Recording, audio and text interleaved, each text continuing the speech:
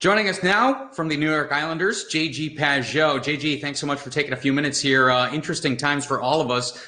First and most importantly, how are you holding up and where are you holding up right now? Oh, I'm good. I'm just in Ottawa right now with my wife. We kind of came back a month and a half ago when everything went down. So we're safer here at home, and yeah, I mean, trying to stay safe and staying home.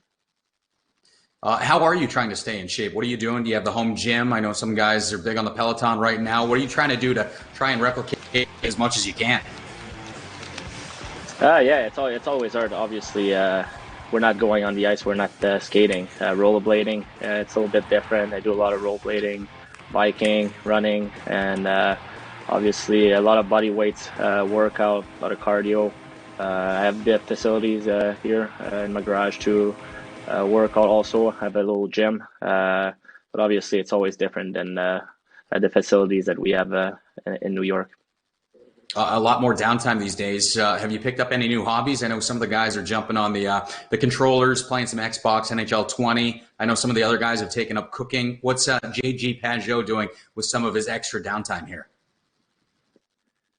I mean, I wasn't the cook at home, so I'm start to helping out and learning, which is fun. Obviously, during the year we're so busy, we're traveling all the time, so it's nice to spend some time with the wife. We found a lot of Netflix shows, a bunch of different shows that we watch that fans have been sending me, and that's been killing our time. Obviously, a little bit of PlayStation also, and yeah, that's about it. All right, so you up the cooking game. Let's say it's Valentine's Day and you have to perform one course for the wife. What's your specialty these days? What meal are you serving up? I don't want I don't want to say it, so I want to keep the surprise for her. But no, I mean I've been doing a bit of everything. We're Italian food fans, so probably something Italian. All right. Interesting times for us all, but maybe more so for you because the trade deadline hits at the end of February. You get dealt from a place that you spent your entire career in Ottawa to the New York Islanders. You play 7 games and then the league goes on pause because of a global pandemic. What was that transition like for you, and how has that transition been so far for you? Do you feel a part of the New York Islanders at this point? Because you haven't had much time to kind of assimilate yourself to the association.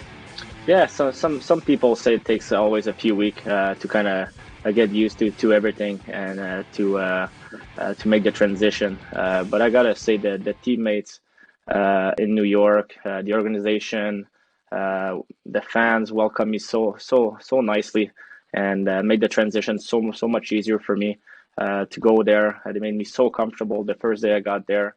So I wasn't even there, and pretty much the whole team texted me to welcome me.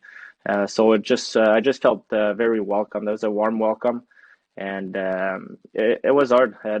There's so much stress going on through the trade deadline, and it happens every year to so many players. Obviously, I'm so grateful for uh, everything that Ottawa did to me, the city, the fans, the community, the organization. They gave me my first chance, and they helped me to become the player I am today. But I don't want to stop now. I've already learned a lot since my transition in New York, only in 7 games in a few weeks. I can, and it just makes me more excited now that it all stopped. I just want to go back and get to know the guys even more and get winning hockey games. And when you do come back, who knows how this thing looks as far as regular season, playoffs. When you look at the standings right now, you guys are 1 point out of the playoffs, but you do have 2 games in hand on the team right above you in Columbus. When things do come back, what's that going to be like from a player's perspective to maybe have to ramp it up to playoff hockey? Yeah, it's hard. I mean, you never know what to expect. If there's going to be fans, no fans, we don't know.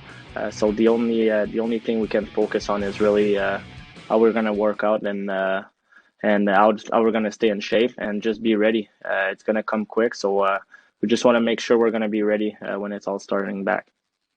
Is it going to be harder to get back into it mentally or physically at this point in the season? Because I got to imagine the break has been good for your bodies at least, because we know at that point of the NHL season, nobody's playing 100% healthy. Yeah, obviously for some teams and even for our team, it's going to give the time for the little injuries. You during the year, season is long and you get pretty banged up. So obviously that little break gives everyone a little time to recover from that. And other than that, obviously, I think mentally everyone's just excited to go back and play. We're all pumped. We're in a good spot.